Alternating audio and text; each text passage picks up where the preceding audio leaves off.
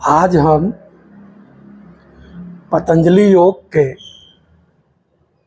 साधन पाद के सूत्रा नंबर 30 का व्याख्या करने की कोशिश करूंगा, जो इस प्रकार है। तो सूत्रा नंबर 30 है, अहिंसा सत्यास्ते ब्रह्मचर्या परिग्रहा यमा। तो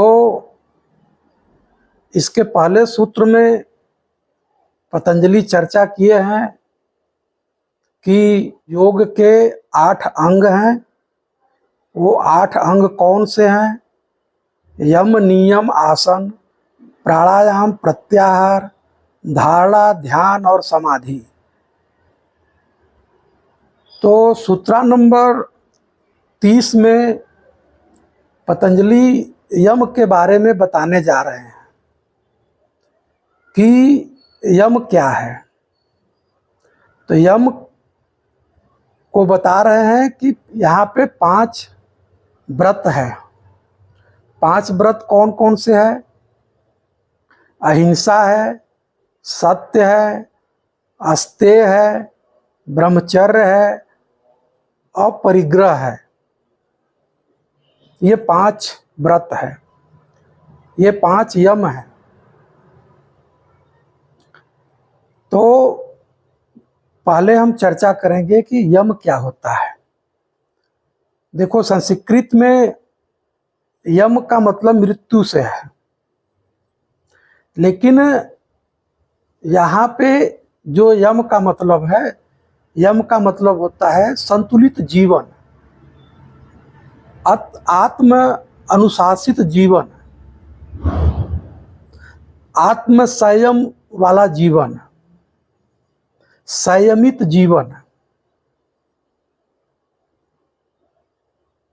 संयमित जीवन, संतुलित जीवन का मतलब क्या हुआ कि जो यह सत्य है, अहिंसा है, अस्तेय है, अपरिग्रह है, ब्रह्मचर्य से अगर व्यक्ति होश पूर्वक जीवन को जिएगा, इन 5 को पालन करेगा, तो उसके शरीर और मन पे बदलाव आएगा। शरीर और मन शुद्ध होगा। जब शरीर और मन शुद्ध होगा तो व्यक्ति अपने आप में केंद्रित होने लगता है। जब केंद्रित होने लगता है तो उसका जीवन जो है संतुलित हो जाता है। तो यम का मतलब होता है संतुलित जीवन। संतुलित जीवन कैसे होगा? ऊर्जा को एक दिशा देना। ऊर्जा अगर बाहर आप लड़ते हैं, क्रोध करते हैं, ईर्ष्या करते हैं, तो आपका ऊर्जा टूटेगा। जब आपका ऊर्जा टूटेगा तो फिर आप अपने केंद्र की ओर नहीं जा सकते। तो यम का मतलब है आपके ऊर्जा को एक दिशा देना। पहले इन 5 का प्रयोग करके अपने जीवन में बाहर से अंदर की ओर ऊर्जा को मोड़ना है।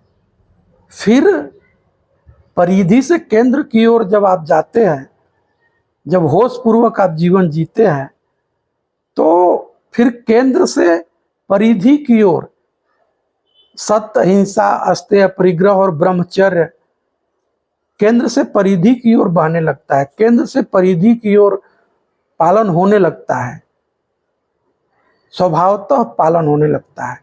पहले पालन करना पड़ता है, फिर बाद में पालन होने लगेगा। तो यम जो है एक सेतु है तुम्हारे और दूसरों के बीच में।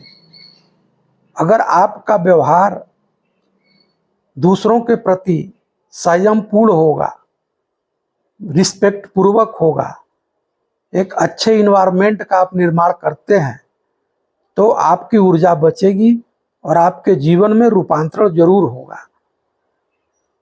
तो जीवन को सुव्यवस्थित करने के लिए, जीवन की जो ऊर्जा, आपको जो ऊर्जा मिला हुआ है उसको एक दिशा देने के लिए ही यम है यहाँ पे। तो आज हम जो अहिंसा नामक यम है उसकी हम चर्चा करेंगे कि अहिंसा क्या है। यह तो ऐसा लगता है कि हिंसा का जस्ट अपोजिट है, निगेटिव है, लेकिन यह जो है निषेधात्मक सद्गुण है, निषेधात्मक सद्गुण है। तो पतंजलि यहाँ पे अहिंसा द्वारा कैसे आप अपने जीवन को रूपांतरित करेंगे। तो अहिंसा क्या है? अहिंसा मन, वाणी और कर्म द्वारा किसी को चोट न पहुंचाना। तो सवाल यह उठता है कि यह कैसे संभव है? आप समाज में रहते हैं तो हिंसा जरूर होगा। आप श्वास लेते हैं तो कीटाणु मरेंगे, आप खेती करते हैं तो कीटाणु मरेंगे, जीवाणु मरेंगे, जीव मरेंगे। आप जब चल रहे होते हैं, आप जब व्हीकल ड्राइव कर रहे होते हैं, आप भोजन लेते हैं तो हिंसा जरूर होगा। बिना हिंसा के जीवन संभव ही नहीं है। तो आप अहिंसा को ऐसा नहीं कि कोई एक सिद्धांत बना ले। अगर आप सिद्धांत बनाते हैं कि नहीं मैं अहिंसा पूर्वक जीवन ही जीऊंगा, मुझसे कोई मरे ही ना, किसी को चोट पहुंचे ही ना, तो फिर आप मरोगे। फिर आप आत्महत्या करने की कोशिश करो कि नहीं मैं आत्महत्या कर लूंगा लेकिन मैं चोट नहीं पहुंचाऊंगा। आत्महत्या करना भी एक हिंसा है। आत्महत्या करना भी एक हिंसा है। आत्महत्या भी कर लो तो आपके शरीर में बहुत सारे जीवाणु हैं, बहुत सारे बैक्टीरिया हैं, वो मरेंगे। तो हिंसा से आप बच नहीं सकते।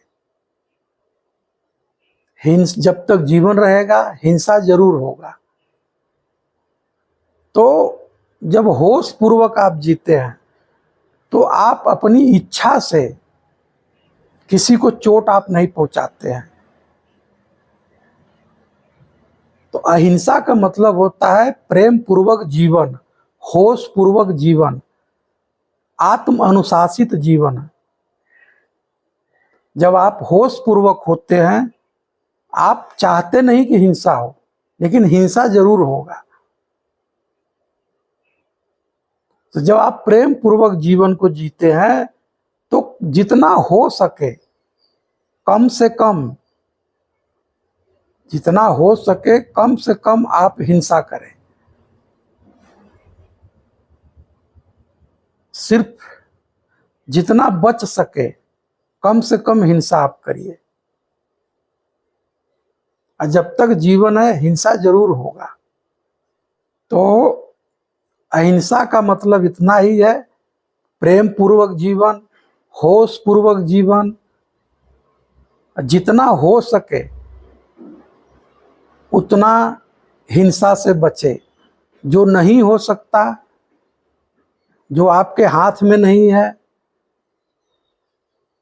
वो हिंसा होगा। लेकिन जब आप होश पूर्वक होते हैं तो आपसे जरूर कम से कम हिंसा होगा। आपके वाणी से, आपके मन के तल पे, आपके कर्म के तल पे कम से कम हिंसा होगा।